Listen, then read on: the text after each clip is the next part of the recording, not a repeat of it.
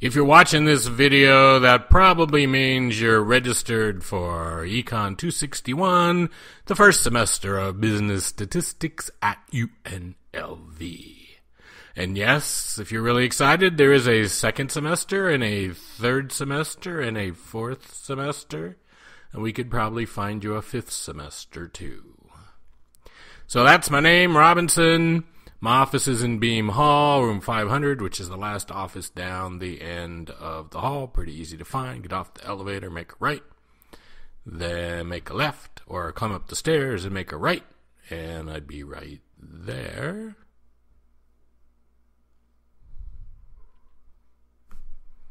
My email address is rebelmail, is underdog@unlv.nevada.edu. Underdog.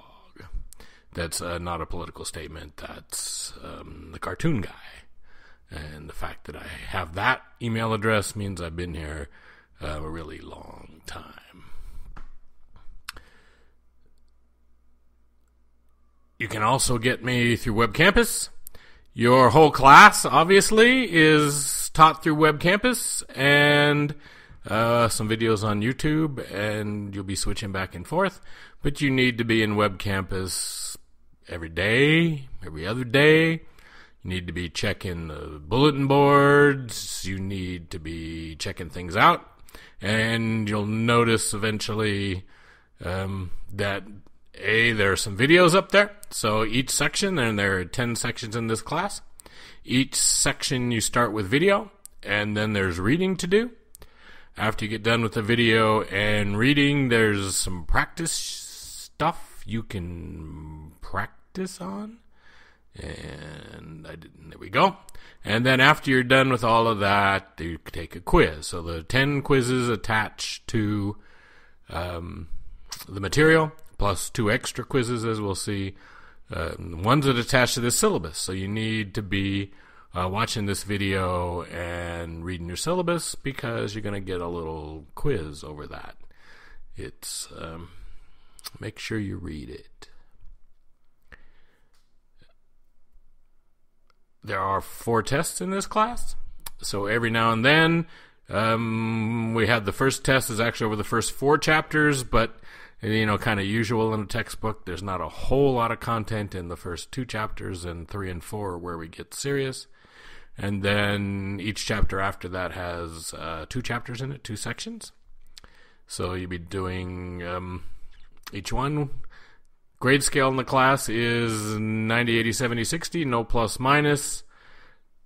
Pretty simple and straightforward. Each of the tests is 100, and the quizzes together are 120. So that gives you 420 points possible, and you need 90% of that to get an A, 70% to not have to take the class over again.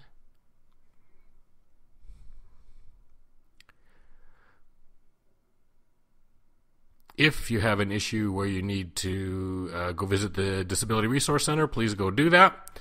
They're really good at coming up with accommodations for people.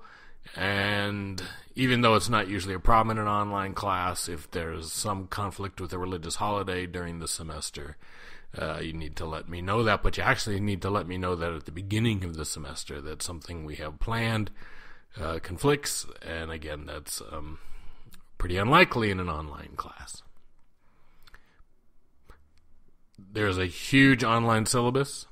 You need to be in that online syllabus all the time. It'll have links to everything that you do. And, of course, sitting there in Web Campus, it'll point things out that you need to do.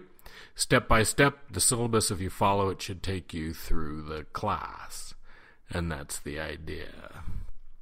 Syllabus. It also tells you when things are due. You get that from Web Campus too. But it's important not to miss. If you know a quiz has got to be done by a certain day, or the test, when I put the test up, when you'll see the test, it'll just pop up one day. You have a week to take it. If you somehow miss it, forget it. I'm not very willing to adjust on that. If you get a week to do it and somehow you don't get it done, that's more on you than it is on me. So it's important to read your syllabus, important to stay up with things. important to get them done at the right time. And the way to do this is this online syllabus. It has lots of links. It's on Web Campus. It doesn't do you much good, I don't think, to print it out. And you should try not to print anything out if you can avoid it. All of the readings for the class are online. All of the tests and everything is online, specifically so that you don't have to print things out. You can if you want to. Sometimes on a problem, it might be easier. You might get stuck on a problem and you want to print stuff out. And I understand that. And you might do that, but be conscious of how many trees you're killing when you go ahead and print all that stuff out. The syllabus also has all your university information on it. So it's got copyright rules and download rules. I know none of you would ever download anything illegally, but in case you know someone who might download something illegally, the rule is for that's on there. Drop date's on there. Drop date is November 4th. You should be aware of that. Hopefully you don't need to drop. Nobody should need to drop. If you need extra help in the class, where to get extra help is on your syllabus. You can obviously come see me. There are some tutoring services on campus. And the econ department upstairs, again on my floor, on the 5th floor of Beam Hall, has graduate students in 507 and 517, and they can help you if you're stuck on something, or I can help you.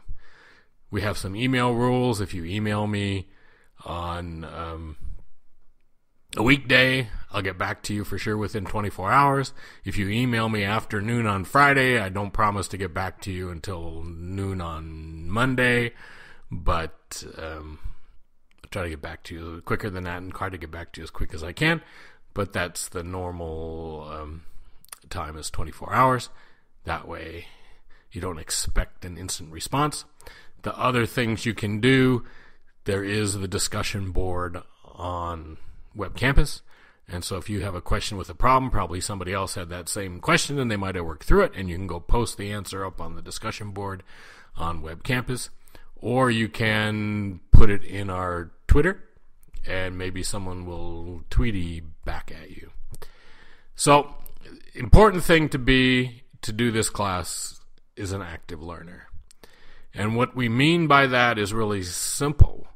In class, you interact with your classmates, you're interacting with the faculty member, you're trying to take notes and write things down, and a lot of times in online classes, people try to avoid all doing that. They're not talking to their classmates, they're not interacting with any human being, they're not taking notes on most things, they're kind of watching and reading, and then they try to figure things out, and they find that it doesn't work very well.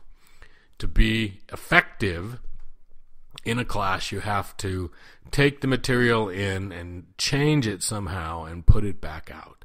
So some people do that, and in fact, the first thing you're going to do in your syllabus is go take a little test to kind of help you figure out what your learning style is.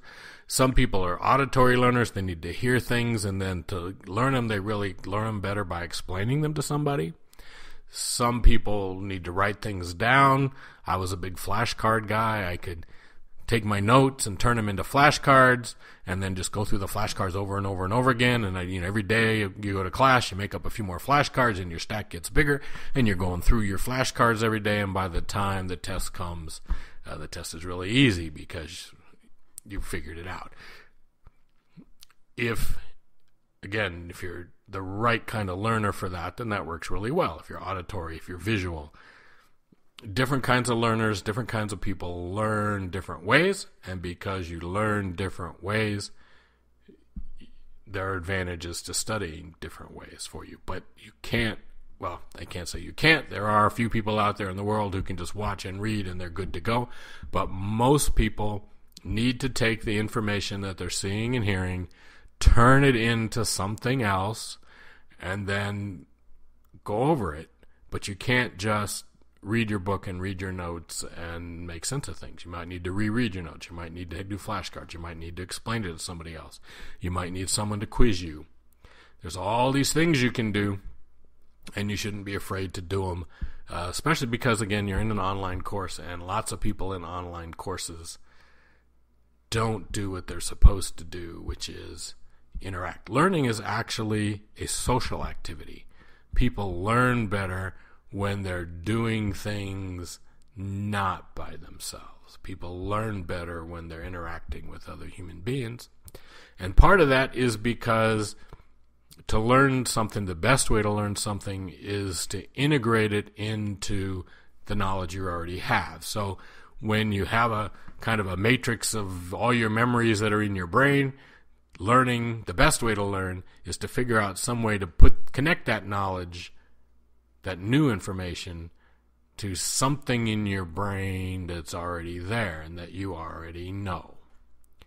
It can be hard to do, but it works better. Usually that works better when you're in a group.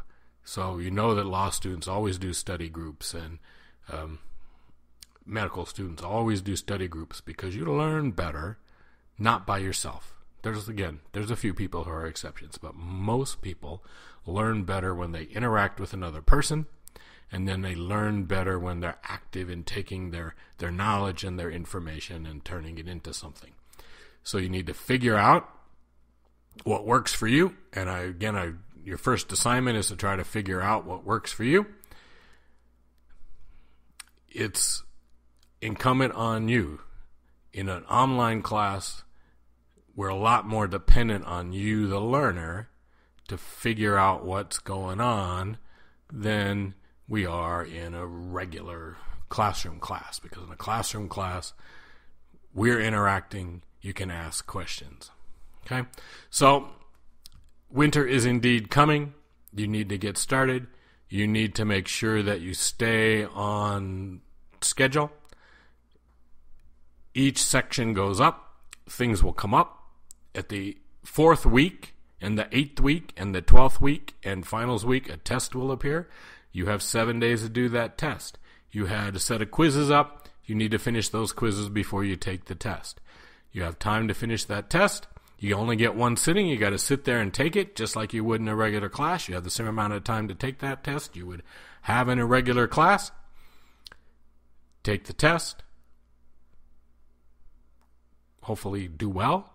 If you don't do as well as you think, then you need to learn from whatever you did, try to figure out why it didn't work, and improve. You can talk to your classmates. There is the discussion board. We'll have a Twitter feed, and I'll be reminding you of things you need to do, but sometimes you need to figure things out and communicate, or go to see our grad students, see if they can help you. You have lots of options, but you have to be in control of your own destiny here. You can't wait for some miracle to happen. You need to take control and make sure that you get the right answers and get the good scores and get out of this class what you need. Online classes, again, very dependent on you, much more so dependent on you getting to work, not necessarily dependent on you being smarter or anything like that, but more dependent on you being actively involved in the outcome.